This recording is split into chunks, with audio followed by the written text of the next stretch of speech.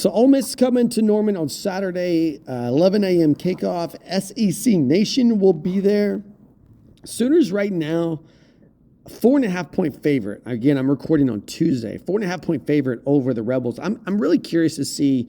I really do more of a dive on that Thursday and Friday, where the money's coming in, how that point line is adjusted throughout the week. I think they opened up at a 5.5 on Sunday. So it's already down to 4.5. That means I think money's coming in Ole Miss. It's going to be fun to look at. And obviously, on the Thursday podcast, we'll give you our score predictions.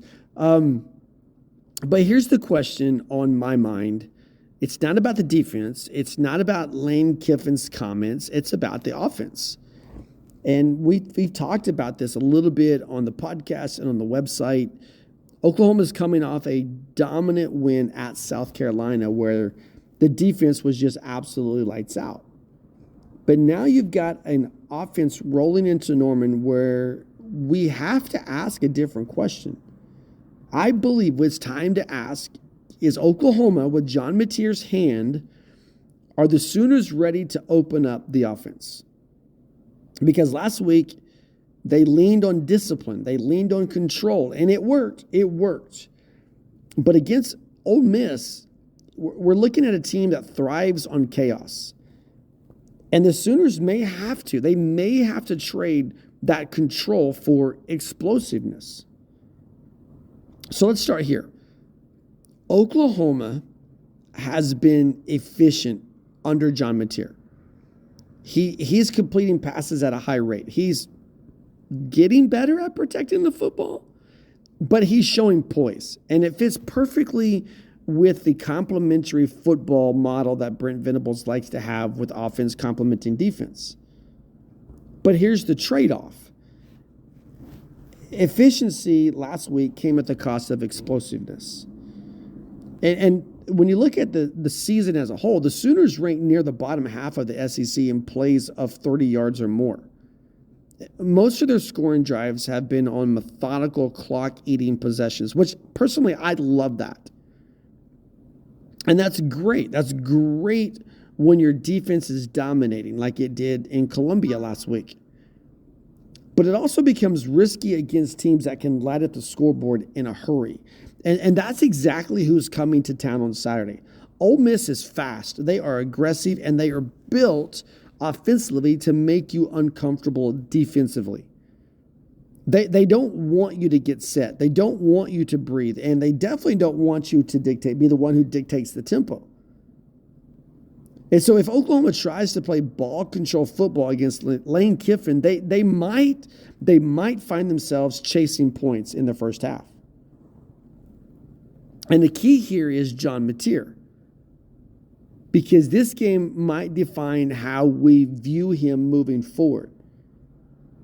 His efficiency has been his calling card. He looked new and improved last week, not forcing throws, not panicking under pressure, and he showed a veteran's calm in his decision-making. Now, keep in mind, he's a first-year starter in this conference. This is the highest level of competition he's played week in and week out in his entire career.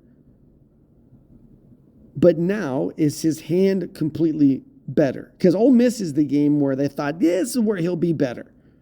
So Ole Miss will be his third game back. And a lot of us, I'm one of them, thought it would be his first game back. It's time to see if he can attack.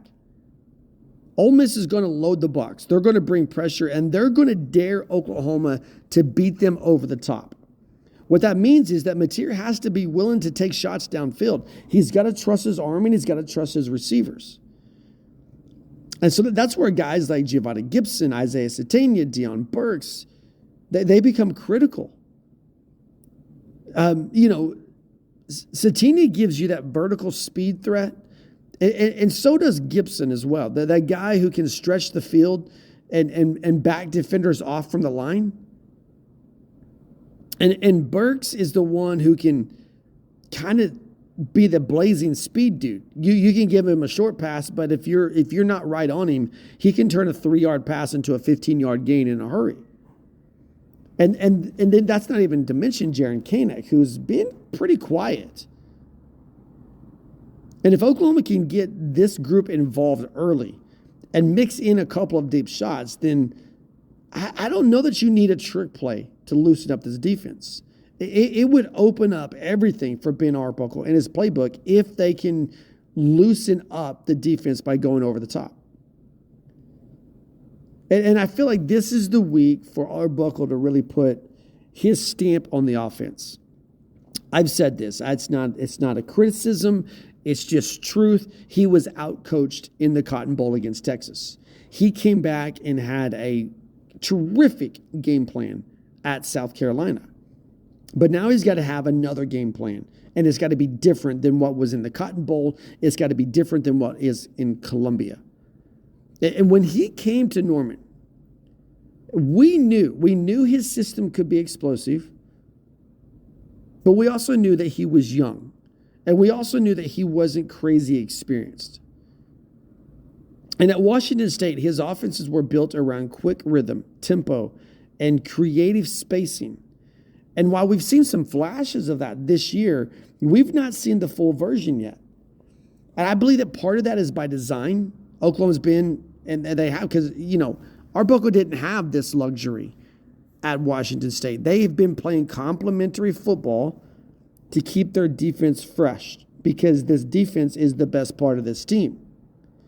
And if they were ever weak, though, to pull out the old full Arbuckle playbook, I think this is it. To use tempo, force Ole Miss to play on its heels, mix in quick screens on the perimeter, stretch the field vertically, and then make those linebackers think twice before they blitz. And when Oklahoma's offense does its best work, it's not just efficient, it becomes unpredictable. And we saw that early in the season, where the Sooners use pace, formation changes, and creative motion to keep Michigan guessing. They did it they had some success with that against Auburn. And I think that's what needs to return this weekend. There's a philosophical question here as well. Brent Venables has built this team around toughness, and he's built them around defense. And it has been absolutely the right call. It's been a patient process, but it's been the right process. And it's what Oklahoma needed after years of being a one-sided program, an offense-only program. But the defense is stable now. And it is time for the offense to take the next step. Because the truth is this: if Oklahoma wants to win in this conference, if they want to compete with Alabama and Georgia, if they want to compete with Ole Miss, they can't just rely on their defense. You can't keep winning games 24-6, 24-7, those type of things. This is the modern era of the SEC. You have to be able to score with the scores. Look at Alabama's scores. Look at Georgia's scores. Look at Tennessee's scores. This isn't the old grinded out 3 yards in a cloud of dust SEC. These are offenses that can score and produce chunk plays in a hurry. And that's the challenge this week for Oklahoma. Can the Sooners push the tempo without losing discipline? Can they stay aggressive without getting reckless? Can they adapt their offensive identity from protecting to controlling? And so these are the questions that I think we're going to get answers to on Saturday. And here's what I'm going to be looking for. Me personally, early in this game, here's what I want to see. I'm going to be looking at the first 10 plays, offensive plays for Oklahoma. If the Sooners go conservative, like heavy runs, short throws, chew up the clock, that tells me that they're sticking to what has worked. But if we see early shots down the field to Giovanni Gibson, I started to say Andrew Anthony, he gone, to Deion Burks, to Isaiah Sategna, that means that Arbuckle is going to try to cut things loose a little bit. I'm looking at tempo adjustments. When Ole Miss starts pressing the gas, does Oklahoma respond with the same type of pace, or do they keep grinding out clock to keep Ole Miss on the sidelines? I think that's going to show us how confident they are, and not just Mateer's command of the offense, but the health of his hand. And then I want to see big play creation. Oklahoma doesn't have to score on every drive, but I think they do need to have a few chunk plays in this game.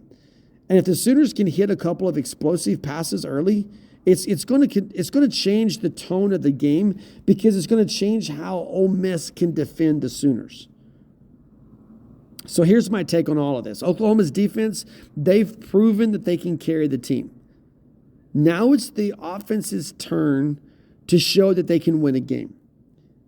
John Mateer doesn't have to throw for 400 yards, but he does need to make Ole Miss pay for crowding the line of scrimmage. And Ben Arbuckle needs to trust his playbook and his quarterback. He's got to trust him enough to play with some freedom.